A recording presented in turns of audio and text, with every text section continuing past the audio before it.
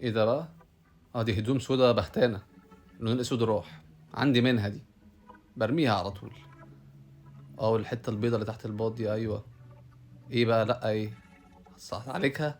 مية سخنة. صابون سايل ماشي. خل.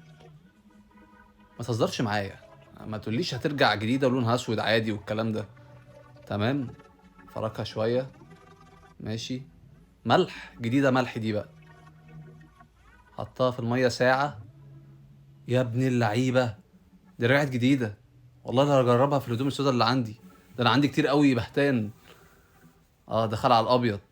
اه الحتة البقعة الصفرا اللي بتبقى تحت الباط دي ماشي. حط صابون سايل، ايه ده؟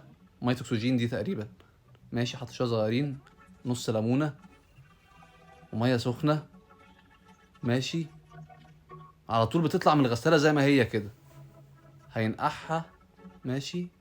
تلت ساعة. هتروح. يا ابن اللذينة، والله العظيم فكرة جامدة أوي، هقول لأمي عليها دي بقى. جامدة. ماشي. ده ماشي صدى، ايه ده؟ ايه الصدى ده؟ ورقة فويل. اللي هو ازاي يعني؟ ورقة فويل هتودي الصدى بتاع الحديد؟ ورقة فويل بس؟ ايه ده؟ ماشي جاب ورقة فويل برضو.